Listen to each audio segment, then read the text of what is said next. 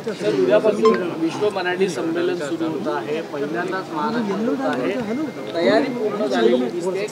कसं स्वरूप असणार आहे, काय काय कार्यक्रम होणार आहे? एकंदरीतच भारतातच पहिल्यांदाच मराठी लोकांचं विश्व संमेलन होतं आहे आणि हा प्रयोग पहिल्यांदाच आम्ही करतो आहे. कारण जगभरामध्ये ज्यावेळेला मराठी संमेलनं होतात त्यावेळेला शासनाचे प्रतिनिधी त्या ठिकाणी जातात, उपस्थित राहतात. परंतु ही शेवटी मराठी भूमी आहे आणि या मराठी भूमीमध्ये शिवरायाच्या भूमीमध्ये मराठी लोक सगळी एकत्र आली पाहिजेत. आणि हे जे आम्ही व्यासपीठ निर्माण करतो आहे हे एका वर्षासाठी नाही आहे. दरवर्षी लोक ठराविक तारखा आम्ही जाहीर करू. यावेळेला थोडासा उशिरा आमच्याकडे निर्णय झाला आणि परदेशामध्ये ज्या सुट्ट्या असतात या डिसेंबर 25 पासून जानेवारी 1 वीकपर्यंत असतात. त्याच्यामुळे घाईघाईने आम्हाला ह्या तारखा निवडायला लागल्या. याच्यामध्ये डिसेंबरच्या तारखा आम्ही एवढ्यासाठी निवडू शकलो नाही की आमचं अधिवेशन चालू होतं आणि त्याच्यामुळे मुख्यमंत्री महोदय असतील, उपमुख्यमंत्री महोदय असतील, आम्ही सर्वच लोक या अधिवेशनामध्ये बिझी होतो आणि त्याच्यामुळे जानेवारी 4, 5, 6 या तारखा आयत्या वेळेला आम्हाला निवडाव्या लागल्या. तरी पण एवढा चांगला रिस्पॉन्स आम्हाला जगभरातून मिळाला की जवळजवळ 508चं रजिस्ट्रेशन आमचं झालेलं आहे आणि त्याच्यापैकी 480 लोक परदेशातून येऊन पोचलेले आहेत. आणि हे भाषेचं संवर्धन फक्त परदेशातच झालं असं नाही, तर महाराष्ट्राच्या बाहेर जिथं जिथं मराठी राज्य होतं तिथं तिथं ही मराठी भाषा जपली गेली. अनेक ठिकाणी त्या ठिकाणी मराठी राज्य नव्हती त्या ठिकाणीचं सुरतसारखं शहर आहे ज्या ठिकाणी मराठी मंडळं मोठ्या प्रमाणात आहेत. दिल्लीला मराठी मंडळं मोठ्या प्रमाणात आहेत आणि त्याच्यामुळे आपले मराठी पण त्यांनी जपलं, त्याच्याबरोबर मराठी भाषा जपली, आपल्या मुलांना मराठी बोलायला शिकवलं. आणि जो काय एक धागा आहे हा धागा जगभरामध्ये आहे. शेवटी मराठी भाषा बोलली जाणं, त्याचा प्रसार करणं हे मराठी भाषेचं कामच आहे. मराठी भाषेचा जो क्लिष्ट भाग आहे ज्याच्यामध्ये मराठी भाषेतलं व्याकरण असेल, मराठी साहित्य असेल, मराठी विश्वकोश असेल, ह्याच्यासाठी आमच्याकडे अतिशय हुशार, अतिशय विद्वान अशी लोकं आहेत आणि ते कामं आपली खूप अतिशय निष्ठेने करत आहेत. आणि शेवटी हा सगळा खजिना आहे. तर्कतीर्थ जोशींनी मराठी विश्वकोश निर्माण केला. आता पंतप्रधान महोदयांनी निर्णय घेतला की आपल्या मातृभाषेमध्ये सगळं शिक्षण झालं पाहिजे. ते महाराष्ट्र एकमेव राज्य असं आहे की ज्याच्याकडे स्वतःचा विश्वकोश आहे. उद्या इंजिनिअरिंगचं ट्रेनिंगचं द्यायचं झालं, उद्या आम्हाला मेडिकल शिकवायचं झालं तर त्यातला शब्द आमच्याकडे तयार आहे महाराष्ट्राकडे. एवढी ह्या मराठी भाषेची ताकद आहे आणि म्हणून ह्या मराठी भाषेचं संवर्धन झालं पाहिजे. आणि त्याच्याचबरोबर मराठी भाषा ही शेवटी एक धूसर अशी रेषा असते जी आपण सांस्कृतिक विभागामध्ये आणि मराठी विभागामध्ये आहे. ती अशी आहे की आमचं नाट्यसुद्धा मराठीमध्ये असतं, आमची भावगीतं मराठीमध्ये असतात, आमचं साहित्य मराठीमध्ये असतं. परंतु हे साहित्य संमेलन नाही. साहित्य संमेलन हे एक असं व्यासपीठ आहे की ज्याच्यामध्ये साहित्यामध्ये रस असलेली लोक एकत्र येत असतात, त्यांच्यामध्ये विचारमंथन होत असतं आणि त्याच्यामधून साहित्याची नवीन नवीन क्षितिजं सर केली जात असतात. परंतु हा एक आगळा वेगळा धागा आहे जो मराठी माणसाचा धागा आहे. हा संपूर्ण भारतभर पसरलेला आहे आणि संपूर्ण जगामध्ये पसरलेला आहे. आणि म्हणून मराठी भाषा आणि मराठी भाषेच्या ओढीपोटी आणि मराठी आपल्या संस्कृतीच्या ओढीपोटी या लोकांनी ही चळवळ जिवंत ठेवलेली आहे. आणि मग ही चळवळ जिवंत ठेवल्यानंतर त्याचं व्यासपीठ हे आंतरराष्ट्रीय स्तरावर निर्माण व्हावं आणि ते सुद्धा महाराष्ट्रामध्ये असावं अशी ही संकल्पना आहे. आणि त्याच्यामुळे जगभरामध्ये जे कार्यक्रम मराठी लोक साजरे करतात त्यांना भारतामध्ये आपल्या मातृभूमीतसुद्धा येण्याची संधी लाभावी म्हणून हे व्यासपीठ निर्माण केलेलं आहे. याच्या माध्यमातून अनेक उद्योजक येत आहेत जे महाराष्ट्रामध्ये उद्या येणारी गुंतवणूक ते स्वतःसुद्धा करू शकतील आणि त्यांच्या ज्या मोठ्या मोठ्या कंपन्या आहेत त्यांनासुद्धा ते महाराष्ट्रामध्ये येण्याला भाग पाडतील. एवढं त्यांचं प्रेम महाराष्ट्रावर आहे. म्हणून शेवटच्या दिवशी म्हणजे 6 तारीखला आदरणीय गडकरी साहेब येत आहेत. त्या दिवशी आमचे उद्योगमंत्री उदय सामंत साहेब यांच्या डिपार्टमेंटने जय्यत तयारी केली आहे की आलेल्या सर्व लोकांना महाराष्ट्रामध्ये आपण काय काय सवलती देतो हे त्यांना सांगण्यात येईल. त्यांच्या काही अपेक्षा आहेत त्या अपेक्षा ते बोलून दाखवतील आणि याच्यामधून मोठ्या प्रमाणात गुंतवणूकसुद्धा महाराष्ट्रामध्ये येईल. परंतु केवळ गुंतवणूक यावी म्हणून हे व्यासपीठ निर्माण केलेलं नाही. हे व्यासपीठ मराठी माणसांचं व्यासपीठ आहे, मराठी माणसाच्या एकीचं व्यासपीठ आहे. मराठी जी आपली संस्कृती आहे त्याचं हे व्यासपीठ आहे आणि त्याच्यामुळे आपले सांस्कृतिक मंत्री सुधीर मुनगंटीवार साहेब पूर्ण एक दिवस, दुसरा जो दिवस आहे ते पूर्ण वेळ या ठिकाणी उपस्थित राहणार आहेत, सहभागी होणार आहेत. काही ज्येष्ठ संपादकांना काल मी भेटलो, गिरीश कुबेर साहेबांना भेटलो, करंदीकर साहेबांना भेटलो, काही मीडियाचे संपादक आहे, निलेशजी आहेत, त्यांना भेटलेलो होतो आणि इतरांसुद्धा मला भेटायची इच्छा आहे. परंतु इथली तयारीसुद्धा बघायला लागते आणि त्याच्यामध्ये हे जे मान्यवर आहेत संपादक यांची जी वृत्तपत्र आहेत ते इंटरनेटवर लोक बघत असतात परदेशामध्ये. आपली जी मीडिया आहे ही मीडियासुद्धा तिथं सर्व बघितली जाते आणि हा जो धागा आहे हा धागासुद्धा कायम राहायला पाहिजे. शेवटी त्यांच्यासुद्धा अपेक्षा असतात की आणि काहीतरी आम्हाला जे परदेशामध्ये वाचायला मिळत नाही, आमच्या मुलांना काय. उदाहरण द्यायचं झालं तर एखाद्या परदेशी मुलाला मराठीमध्ये शिक्षण घ्यायचं असेल तर आपल्याकडे शिक्षण खातं आहे ज्याच्याकडे सर्व तऱ्हेच्या सोयी आहेत. आम्ही इथून इंटरॅक्टिव्ह एज्युकेशन देऊन त्याला मराठी भाषेमध्ये तो मुलगा बोलायला तरी कसा लागेल त्या ठिकाणी एवढी काळजी आम्ही घेऊ शकतो. त्याला कशा रीतीने स्वतःची भाषा लिहिता येईल ह्याची काळजी घेऊ शकतो. शेवटी मराठी टिकली पाहिजे आणि जगभरामध्ये पसरलेली जी मराठी आहे, अनेक वेळेला मला असं विचारलं जातं की अभिजित, आपण जो भाषेचा दर्जा हा आपण मराठीला मिळवण्याचा जो प्रयत्न करतो आहे त्याच्यामध्ये अनेक नवीन पुरावे जे मिळालेले आहेत, त्याच्यामध्ये आपली भाषा 1200-1300 वर्षापूर्वीचे शिलालेख त्या ठिकाणी मिळालेले आहेत की ह्या भाषेला खरोखर दर्जा मिळण्याची आवश्यकता आहे. सुरुवातीचा आमचा रिपोर्ट होता, ह्याच्यामध्ये काही बदल करण्याची आवश्यकता आहे. एकदा हे संमेलन संपलं की आम्ही त्याच्यासुद्धा तयारीला लागू. आणि मला एकच गोष्ट सांगायची आहे की या निमित्ताने आमचं कुठलंही ढवळाढवळ खरं तर साहित्यामध्ये नसते. काही आमचे प्रिन्सिपल्स असतात, काही आमचे रिझर्वेशन्स आहेत जे आम्ही प्रशासन चालवत असतो त्याला आम्ही घेतलेले काही निर्णय असतात. त्याप्रमाणे काही विचारधारा ही देशविरोधी असते आणि देश हा सर्वप्रथम असतो आणि त्याच्यामुळे असे निर्णय ज्याला आम्ही शासन म्हणून घेतो त्याला त्याच्यामध्ये कुठलाही ढवळाढवळ करण्याचा हेतू नसतो. त्याच्यामध्ये देशहित आणि आमचं जे चालू असतं काम जे अत्यंत सिक्रेट असतं, जे गृह खात्यामार्फत चालवलं जातं, तिथं आमचे काही नॉर्म्स आहे की आम्ही शहरामध्ये एक वेगळा विचार रुजवण्याचा प्रयत्न हा देशविरोधी शक्ती करत असतात. अजाणतेपणा का होईना त्याला कुठेतरी आपला हातभार लागता कामा नये ही भूमिका असते. आणि साहित्यामध्ये सगळेच खुलं असतं, परंतु शासनाने कशावर मोहर उठवावी ह्याच्याबाबतसुद्धा आमच्या काही रिझर्वेशन्स आहेत. त्याच्यामुळे जे लोक नाराज झालेले आहेत त्यांना मी भेटेन, त्यांची समजूत काढेन आणि त्यांचं कॉन्ट्रीब्युशनसुद्धा साहित्याच्या क्षेत्रात, मराठीच्या क्षेत्रामध्ये खूप मोठं आहे. त्याच्यामुळे कोणालाही बाहेर ठेवून आम्हाला काहीही करायचं नाही आहे. साहित्य संमेलन होणार आहे ते मराठी भाषेच्या वतीने जे काय अनुदान दिलं जातं, हा ज्यावेळेला प्रोग्राम ऑर्गनाईज करायचं ठरवलं त्यावेळेला माझ्या लक्षात आलं की केवढा प्रचंड खर्च असतो एखादं साहित्य संमेलन घ्यायला. निश्चितपणे मी मुख्यमंत्री आज सावित्रीबाई फुलेंचं जयंतीनिमित्त मुख्यमंत्री त्यांच्या जन्मगावी गेलेले आहेत आणि उपमुख्यमंत्री नागपूरला आहेत. ते आल्यानंतर मी त्यांच्याशी साहित्य संमेलनाच्या बाबतीतसुद्धा बोलणार आहे की आपण जी ग्रँट देतो ती आता जो खर्चाचं प्रमाण वाढलेलं आहे त्या ह्याच्यामध्ये कमी पडते, तर ही वाढवता येईल का. कारण शेवटी निर्णय मी माझ्या खात्याचा घेतला तरी मला मुख्यमंत्री उपमुख्यमंत्र्यांचं त्याला संमती घ्यायला लागते. त्यामुळे हा विषयसुद्धा मी निश्चितपणे त्यांच्या कानावर घालेन. आणि एक मला वाटतं की साहित्यिकांना कोणाकडे सुद्धा डोनेशन मागायला जाता कामा नये. शेवटी त्यांचा हक्क आहे महाराष्ट्र शासनावर आणि महाराष्ट्र शासन त्यांच्या मागे ठामपणे उभं आहे. मी आपल्याला सांगू इच्छितो की मी या खात्याचा मंत्री झाल्यानंतर आमची जी ही डिपार्टमेंट आहे त्याच्यामध्ये नवीन काय करायचं हे बघायला फक्त मी जातो.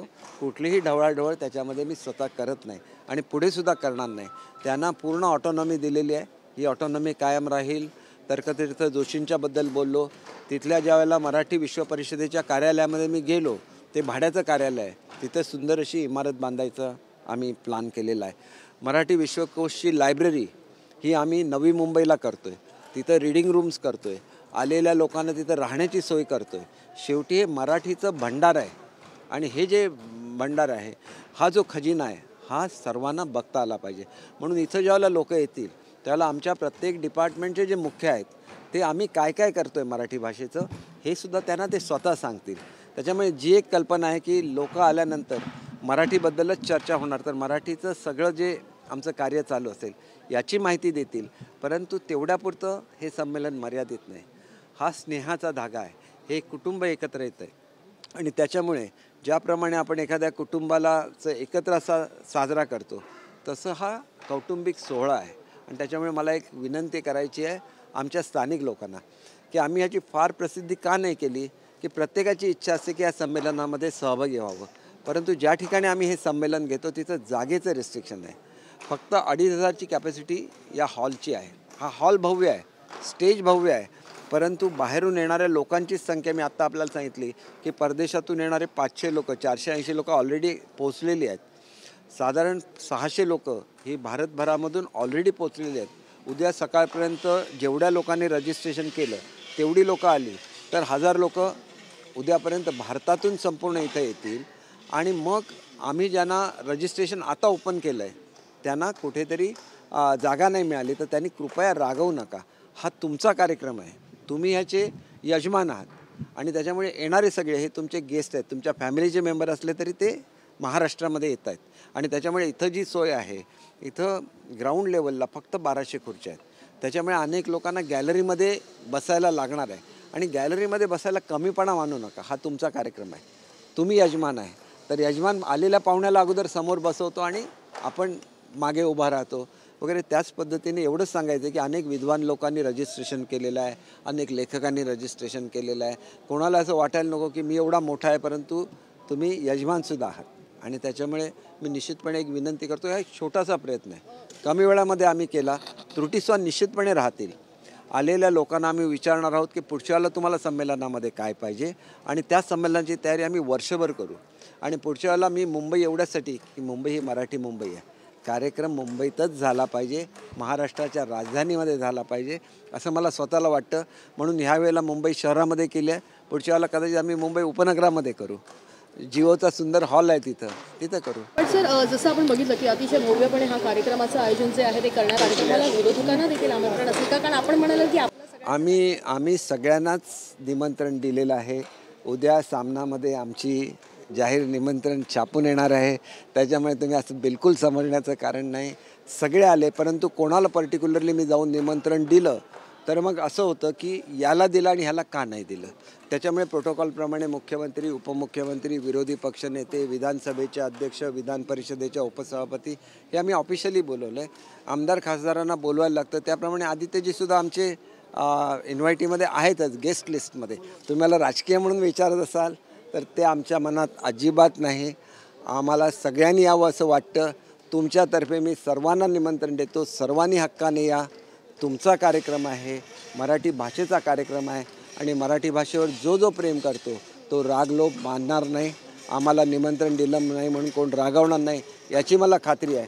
आणि म्हणून मी सगळ्यांनाच आपल्या मार्फत विनंती करतो की प्रत्येकाने यावं, याच्यामध्ये सहभागी व्हावं.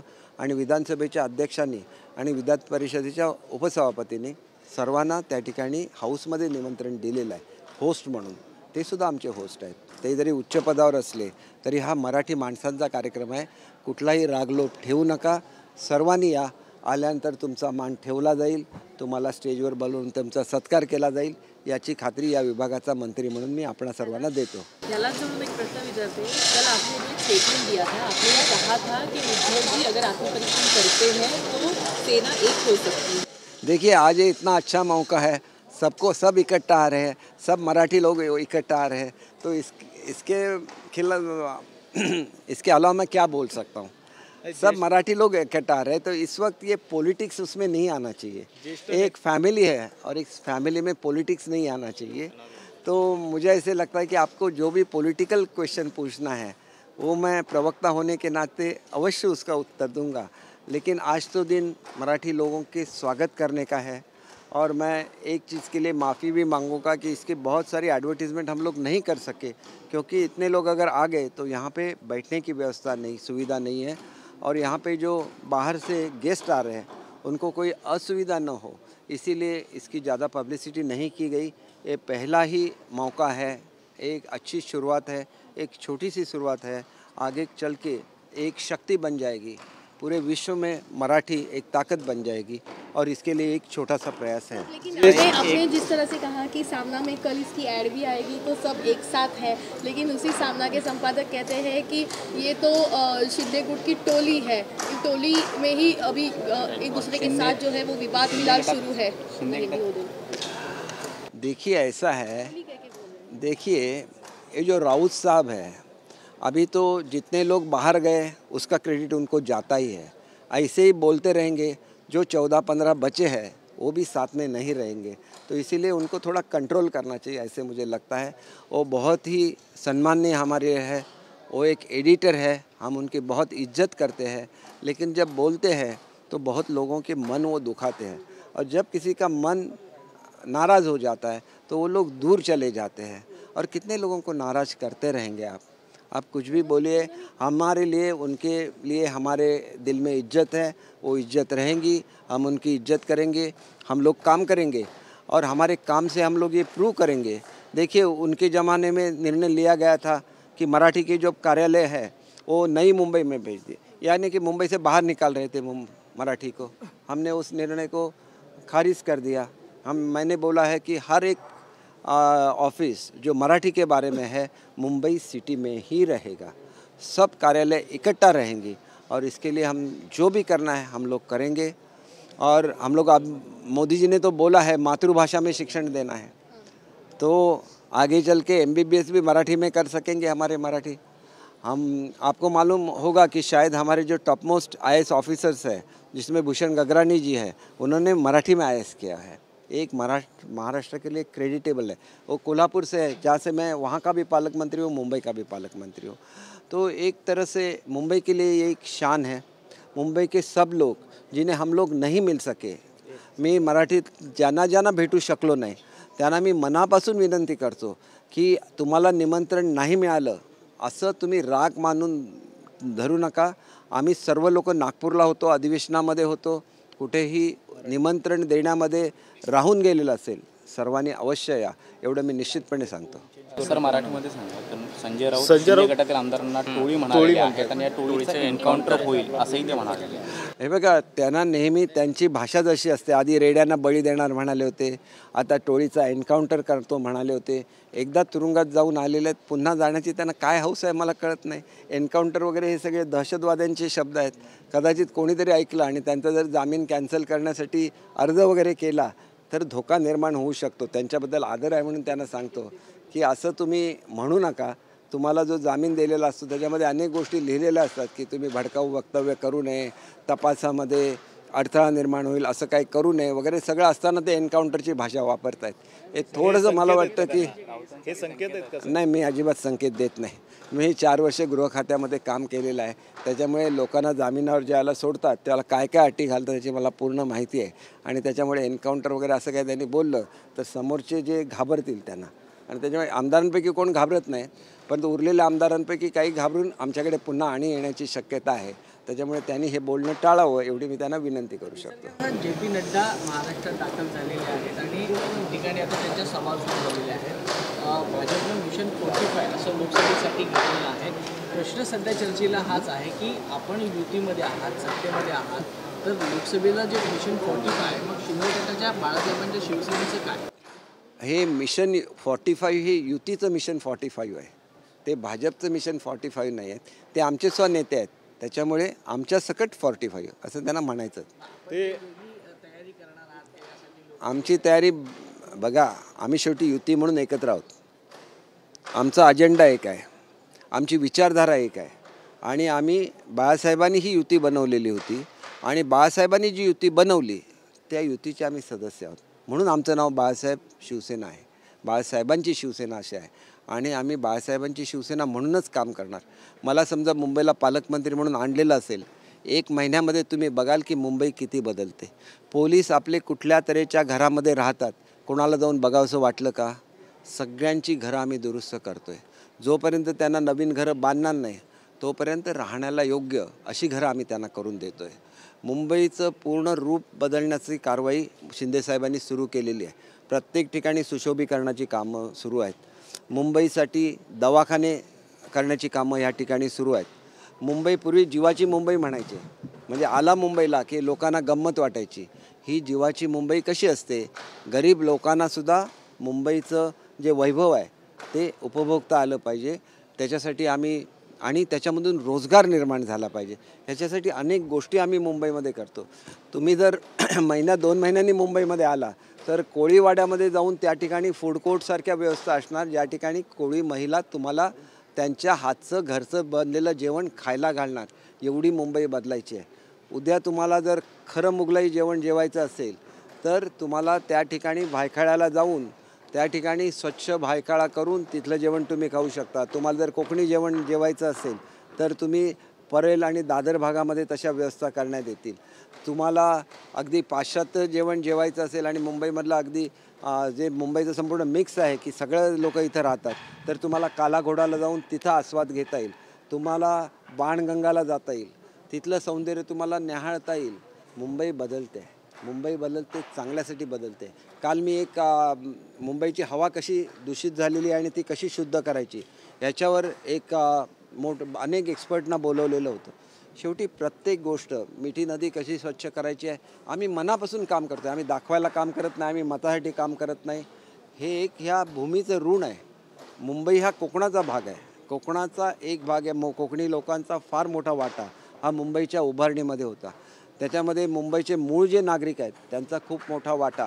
तुम्हाला एक साधं उदाहरण सांगतो की ज्या कामगार विश्वाच्या जीवावर मुंबई बांधली गेली, मुंबई मोठी झाली, मुंबई संपन्न झाली, ज्यांच्या नावाने शिवसेना मोठी झाली, ज्यांना बाळासाहेबांनी आधार दिला, त्या कामगारांसाठी असलेल्या खेळाच्या सुविधा जाऊन बघा.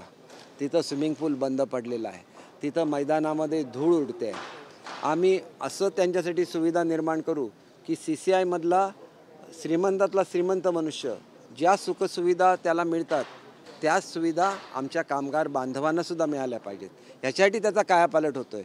आमचं मिशन एकच आहे, निर्धार सरकारचा कायापालट मुंबईचा, आणि तो कायापालट आम्ही करून दाखवणार. उद्या योगीजी देखील मुंबईमध्ये येत आहेत. या कार्यक्रमासाठी योगीजींना सुद्धा आमंत्रण असणार आहे का? आम्ही मराठी लोकांना आमंत्रण दिलेलं आहे, मराठीवर प्रेम करणाऱ्या लोकांना आमंत्रण दिलेलं आहे. त्याच्यामुळे ते महनीय नेते आहेत, परंतु आम्ही त्यांना ह्या कार्यक्रमाचं निमंत्रण दिलेलं नाही. परंतु मुंबईमधले जे आहेत, जे मराठी स्पीकिंग ओरिजिनल नाही आहेत पण त्यांनी मराठी आत्मसात केलेला आहे, अशा सर्व लोकांना आम्ही निमंत्रण दिलेलं आहे. ते उद्योग आणि बॉलिवूड संदर्भात देखील बैठका घेणार आहेत, कारण की याअगोदर देखील बिहारमध्ये उद्योग जात आहे, त्या संदर्भात देखील बॉलिवूडचं क्षेत्र तिकडे जातं, त्यामुळे देखील एक वाद निर्माण झाला होता. हे बघा, बॉलिवूड कुठेही जाणार नाही. मुंबईवर जे प्रेम आहे, मुंबईवरचं प्रेम तसंच राहणार. मुंबई आम्ही अधिक सुरक्षित हातामध्ये दिलेले आहे. सध्या गृह खातं फडणवीस साहेबांच्या अधिपत्याखाली आहे. अत्यंत सुरक्षित अशा मुंबईमध्ये बॉलिवूड सुरक्षित आहे. आणि काल मी सुधीर भाऊंच्या बरोबर बसलो होतो अर्धा तास. सुधीर भाऊंनी मला सांगितलं की आम्ही उत्कृष्ट असं तारापूरवाला ॲक्वेरियम बांधणार, कारण ते त्यांच्या खात्याकडे येतं. आणि मुंबईमधलं जी चित्रनगरी आहे, आम्ही जगातली सर्वोत्कृष्ट चित्रनगरी तिथं बनवणार. आणि त्याच्यामुळे आलेल्या पाहुण्यांचं स्वागत आहे. पण आमच्या घराबरोबर घरोबा करण्यासाठी आमच्यातल्या कोणाला घेऊन जाणार असतील तर आम्हाला ते लग्न मान्य नाही. आमची लोक इथं सुखाने नांदत आहेत, ते इथंच सुखाने नांदतील. मैं जानना चाहेंगी कि जैसे योगी जी छोटा मुंबई जाने वाले हैं, बॉलीवुड यहाँ से जो है वो वहाँ जा सकता है क्या? क्या नहीं, देखिए, बॉलीवुड की जो लगन मुंबई के साथ है वो कोई उसको बदल नहीं सकता. अच्छी से अच्छी सुविधा हमारी जो चित्रनगरी है वहाँ पे क्रिएट की जाएगी. कल ही मेरी बात हुई है हमारे माननीय मंत्री सुधीर जी मुनगंटीवार से. 2 उनके टारगेट है. एक तो अच्छी सुविधाएं देना फिल्म इंडस्ट्री के लिए, और दूसरे उनका टारगेट है कि अच्छा वाला एक्वेरियम, जहाँ तारापुर वाला एक्वेरियम है वहाँ पे अच्छा एक्वेरियम बन रहा है जो 6 माले का रहेगा. उसमें कार्यालय भी रहेगी और 2 माले में और बेसमेंट में उसका एक्वेरियम भी रहेगा. औरंगजेब को लेकर पहले अजित पवार ने बयान दिया, फिर जितेंद्र रावत का बयान आया, उसको लेकर आज बीजेपी भी आंदोलन कर रही है, कह रहे कि वो जुल्मी नहीं था, उन्होंने मंदिर नहीं गिराए थे, ऐसे जितेंद्र रावत ने धर्मवीर नहीं थे. नहीं, किसी ने उनको उनका वकील पत्र दिया होगा तो मुझे मालूम नहीं है. तो मुझे नहीं लगता कि किसी ने उनको बोला, लेकिन वो बोलते रहेंगे. तो क्या बोलना है वो उनका अधिकार है, उस पर क्या रिएक्ट करना है वो जनता का अधिकार है. तो मुझे ऐसे लगता है कि ऐसे स्टेटमेंट नहीं आने चाहिए, उनको ये अवॉइड करना चाहिए. बार बार जो है वो इतिहास की बातें होती है, शिवाजी महाराज को लेकर, संभाजी महाराज, अभी औरंगजेब, बार बार यही बातें होती है और इसी बात को लेकर जो है वो मुद्दा नजर आता है। देखिए, एक कोशिश रहती है, लेकिन अगर हम लोग इतिहास देखें तो छत्रपति शिवाजी महाराज का ये ने हमें सिखाया है कि गौर गरीबों के लिए काम करना है। उनके आप लिखे हुए खत देखिए, उन्होंने बोला था कि पेड़ नहीं काटने हैं। अगर आप पेड़ की बहुत ज़रूरत है तो जो उस पेड़ का मालिक है उसको सही ढंग से उसका मुआवजा देना चाहिए, वहाँ पे नए पेड़ लगने चाहिए। अगर 300-400 साल पहले अगर वो ये इसके बारे में सोच सकते तो हमें एक सीख दिए हैं उन्होंने कि हमें पर्यावरण के बारे में सोचना चाहिए, हमें प्रोग्रेस के बारे में सोचना चाहिए। लेकिन जब प्रोग्रेस होती है तो गरीबों पे अन्याय नहीं होना चाहिए, उनके हित की भी रक्षण होना चाहिए। और इस विचारों पे हम चल रहे हैं। ये जब सब चल रहा है वो हमें अटकाने की कोशिश हो रही थी। एक दूसरे के आदमी से अगर गलती से कुछ निकल गया तो उसका इशू बनाने की कोशिश वो कर रहे थे, और जो ऐसी कोशिश करते थे वही जब गलती करते हैं तो लोग उन पे भी टूट जाते हैं। तो ये उन्होंने लोगों को भड़काया था और वही लोग आज उनके खिलाफ भी जा रहे हैं। बीजेपी जो है इसको मुद्दा बना रही है। बीजेपी कह रही है कि एक तरह से महिमा मंडन है औरंगजेब का, जिन्होंने जुल्म किए थे, और इस मुद्दे पर शिवसेना अभी तक जो है चुप बैठी है। जब वो राज्यपाल का मुद्दा आया था तब वो आंदोलन, देखिए, उनको ये डर लगता है, ये सही मायने में उनको डर लगता है, क्योंकि अकेले वो बाला साहब के विचार छोड़ के कांग्रेस और राष्ट्रवादी के साथ गए हैं। तो इस पे कुछ बोलेंगे तो कांग्रेस उनसे अलग हो जाएगी, क्योंकि कांग्रेस बहुत सेंसिटिव रहती है ऐसे मामले में। तो मुझे ऐसे लगता है कि ये प्रिकॉशन ले रहे अच्छा है, उनको भी ज़रूरी है आज। लेकिन एक बार तो उनको इसका एहसास हो जाएगा कि वो गलत दिशा की तरफ जा रहे हैं, बाला साहब के विचारों के खिलाफ जा रहे हैं। और जिस दिन उनको ये रियलाइज़ हो जाएगा तो अपने आप वो मूल विचारधारा के साथ आ जाएंगे, ऐसे मुझे लगता है। सर, मराठीमध्ये सर गुलाबराव पाटिल ये कह रहे हैं कि बीजेपी का मिशन 45+ शुरू हुआ है और हमको लोकसभा में एक सीट भी नहीं मिलेगी तो भी हम जो है साथ में बने रहेंगे।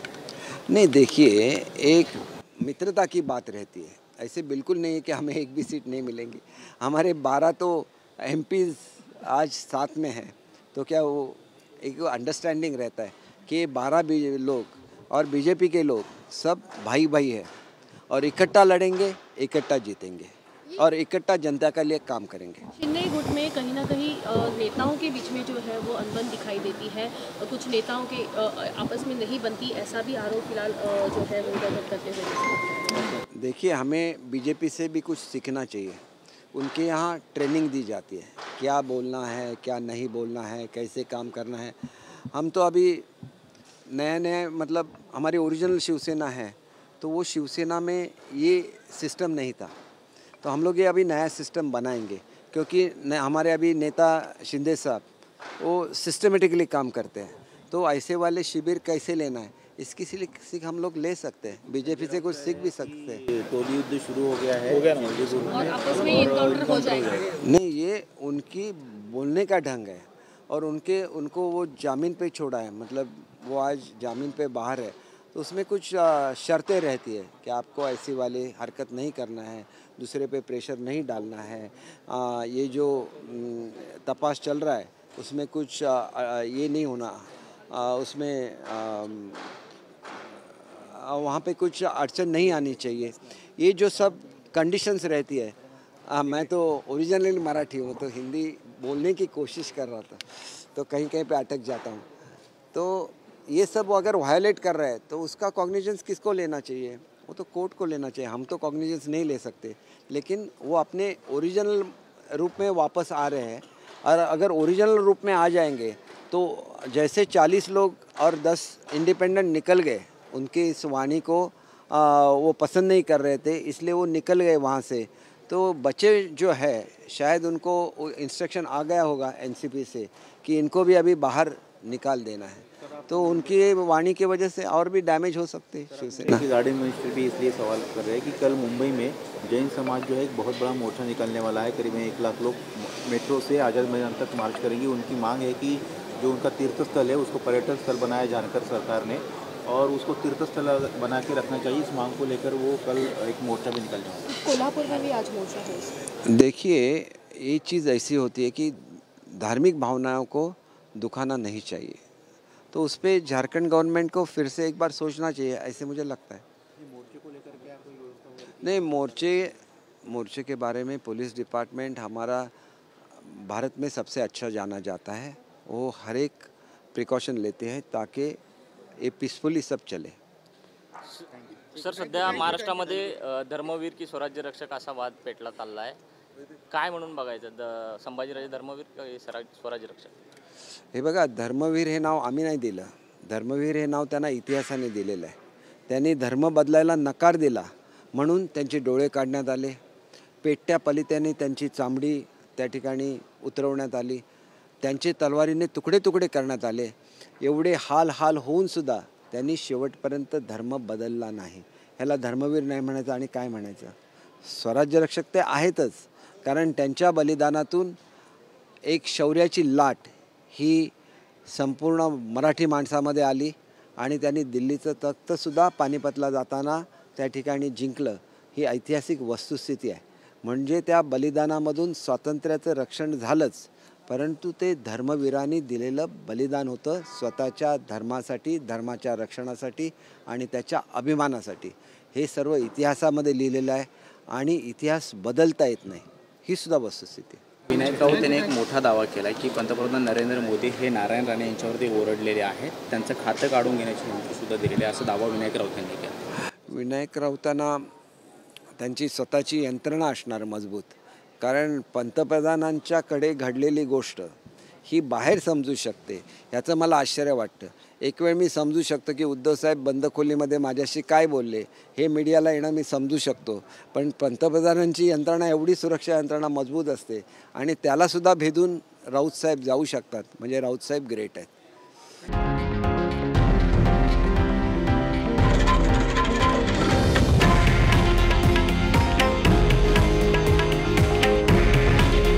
हे आहे देशातील नंबर 1 न्यूज नेटवर्क आणि आपण पाहत आहात TV9 मराठी। काळजी तुमची, हित महाराष्ट्राचं।